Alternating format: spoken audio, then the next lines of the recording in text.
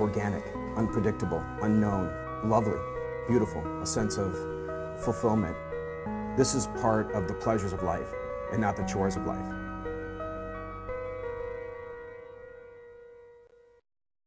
Coming up on Daily Iowan TV.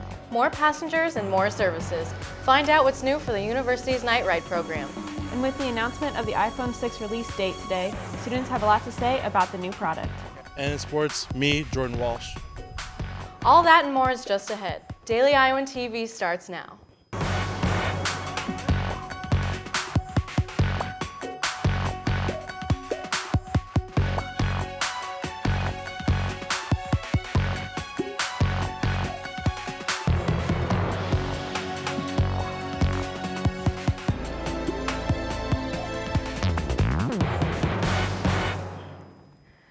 Good evening, thanks for joining us. I'm Katrina Doe. And I'm Hannah Hawks.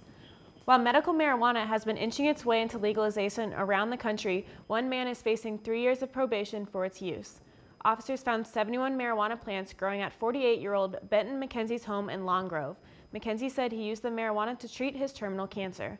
Although a new state law allows the most severe epilepsy patients to use cannabis oil for treatment, medical marijuana is not legal in Iowa and not legal for cancer patients. Today, Judge Henry Latham assigned McKenzie to 3 years of probation instead of 15 years of prison, saying that he was using his discretion to keep McKenzie free so that he could receive medical treatment for his cancer. Iowa City school systems are in the process of joining the Creative Corridor Center for Equality. This program addresses the changing demographics and cultural challenges in schools. The short-term goal is to have a more ethnically diverse staff, better reflecting the demographics of the student body. Chad Simmons, the Executive Director of Diversity Focus, an organization that promotes inclusive communities, said there has been a lot of positive feedback about the program and that the work they are doing is going to make every child successful in the classroom. Cedar Rapids, Linn-Mar, and Waterloo school systems have already set this process in motion. Iowa City is expected to implement the program in 2015. We have an update for you on the UI's LGBT-friendly ranking. In Monday evening's newscast, we aired a story that said the UI was left off the LGBT-friendly list. But CampusPrideIndex.org had a clerical error on its website that misplaced the UI, making it hard to find. The UI is in fact listed and received 5 out of 5 stars for LGBT student life and policy inclusion, and earned 4.5 stars overall. And in the future, we all may not have to drive our own cars. The cars will do the driving. Carnegie Mellon University engineers successfully transported a congressman to an airport using driverless technology last week. Now the University of Iowa hopes to create an institute dedicated to driverless cars and other automated vehicles. The Board of Regents will hear the proposal on Wednesday. Supporters of the institute, a proposed nonprofit intended to be mainly funded through federal grants, are asking for the board's approval for $3 million over a 3-year period. David Conrad, the university's Assistant Vice President for Economic Development, said it would be ideally located at the university's research park. I don't know about you, Hannah, but allowing my car to do the driving sounds pretty good to me. It would be pretty nice not to have to focus on driving, like your own personal chauffeur. Speaking of chauffeurs, a woman can call NightRide from any campus building and get a free, safe ride home. And now NightRide has expanded their services. Our own Selena Carr went out to check out the new services, what new services could bring students. Every night, 365 days a year, you can see the university's Department of Public Safety's NightRide zooming around Iowa City. It provides a safe mode of transport for women only.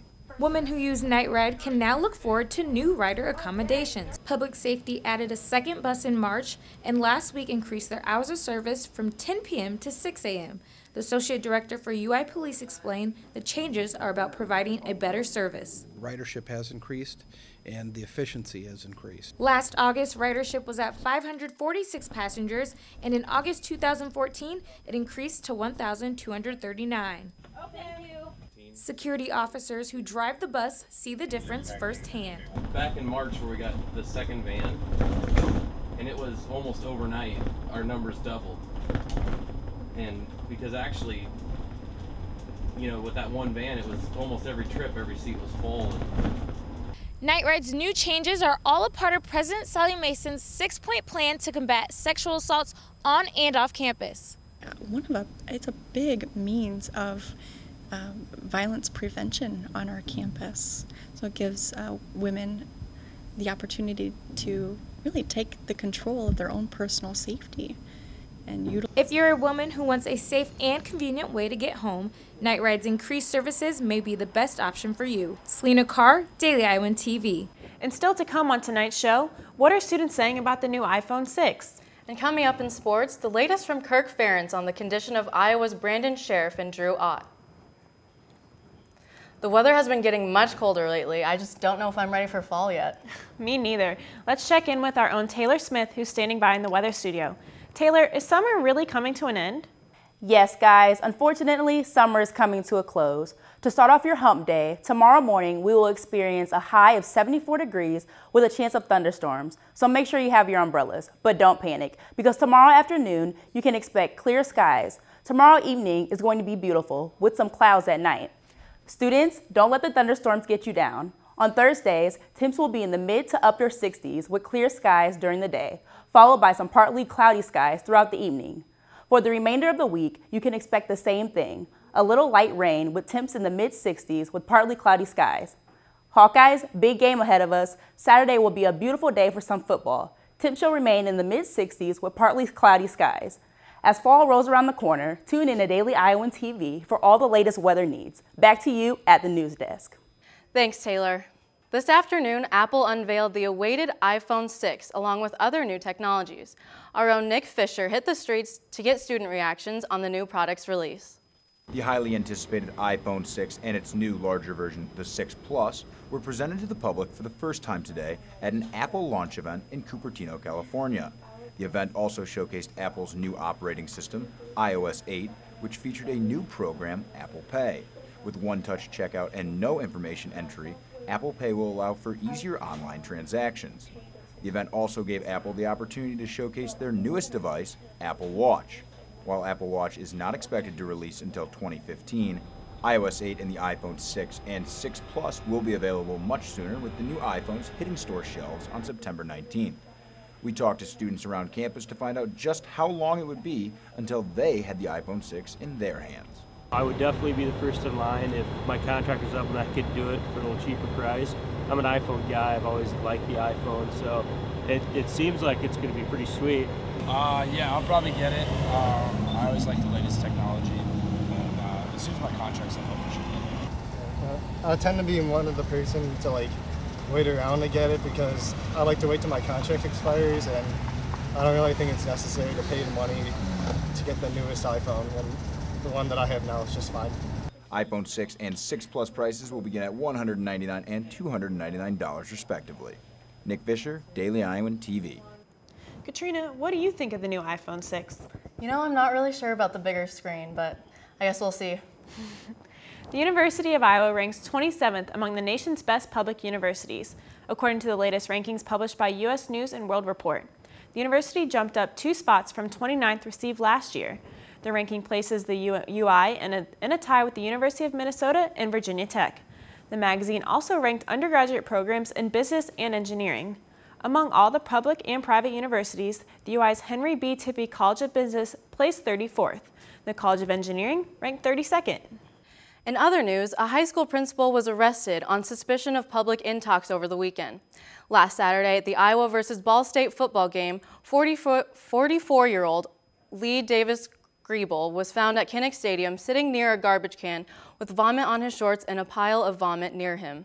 Police said he had shaky balance and blew over .2 on the preliminary breath test. Griebel has now been placed on an administrative leave.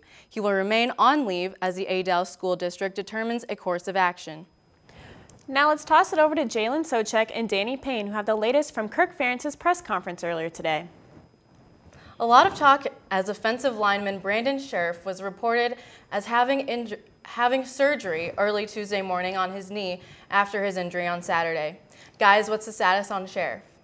Well, Katrina, the status of the offensive lineman is still up in the air. Inside the sports studio, I'm Danny Payne alongside Jalen Socek. Yeah, Danny, today at the press conference, Kirk Ferentz was not eager to let us know what exactly is going on with Sheriff and when he is planning to return. The 6'5", 323-pound senior suffered a knee injury in the second quarter of the Hawkeyes' 17-13 victory over Ball State. Sheriff tried to chase down Cardinals defensive tackle Blake Dewitt. Dewitt recovered a fumble and returned it for a 35-yard touchdown.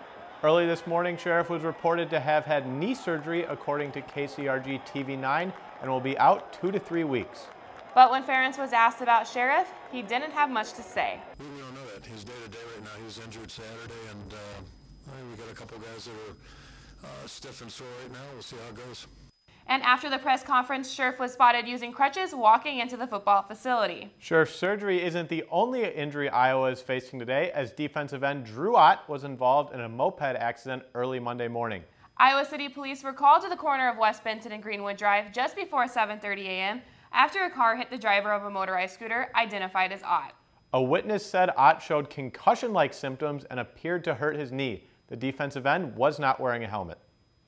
I read that this morning too, and that was a police report, so I assume that's public knowledge. Yeah, he wasn't in a moped accident. A scary moment. We've had several players since I've been here involved in those. Fortunately, he's doing well, and saw him this morning. He's sore. I mentioned we've got a couple guys that are sore and stiff. We're 2 games into it, so we're hoping he'll be able to play. Ott is the reigning Big Ten Defensive Player of the Week for his performance against Ball State last Saturday after amassing 15 tackles. He came along a lot during the during camp, so he's more vocal now. He's more confident now, so he brings a lot of energy, and he's really a lot faster than people give him credit for it too. So it's a big part of our defense, and I can't wait for him to be back on the field. Regardless of injuries, Iowa still has work to do as it prepares to take on Iowa State for the well-awaited Cy-Hawk series. Our own Daily Iowan TV sports reporter Chelsea Brown caught up with junior offensive lineman Jordan Walsh to see what they have to do to get the W Saturday. Hey guys, Chelsea Brown here with Jordan Walsh, the right guard for Iowa. And Jordan, these last 3 games with Iowa State, super close, but as the Cyclones who took it here at Kinnick in 2012, what kind of makes this whole series kind of a dogfight for you guys? I definitely think the rivalry between in-state, rival of college, makes it a big deal. The fans there are really enthused and want to win, and so is our fans too. And I know a lot of guys are kind of banged up and everything, Sheriff out for surgery, but there's still a game this weekend. What kind of toll does that play, knowing that you guys still have to go out on the field on Saturday? Just like every game, just trying to win the game, and going to try to play our best. And also, you guys are one of the only undefeated teams in the Big Ten right now. How does that kind of motivate you guys going into Iowa State and also going into conference play coming up pretty soon? Well, every game motivates us to win at the end of the week. Our motto is do our job or be 1-0 at the end of the week. So, yeah, definitely think it motivates us.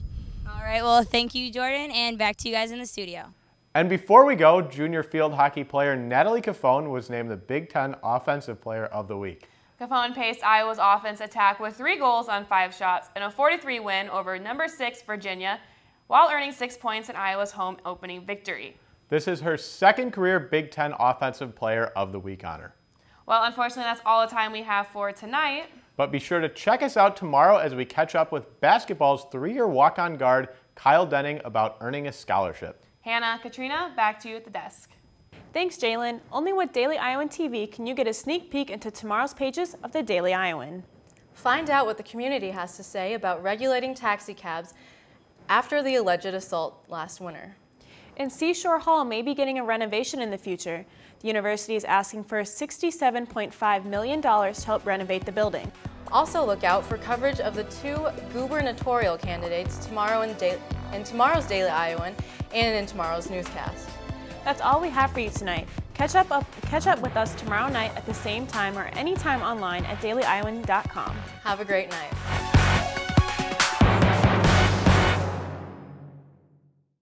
Iowa SJMC. Want a major that'll take you somewhere?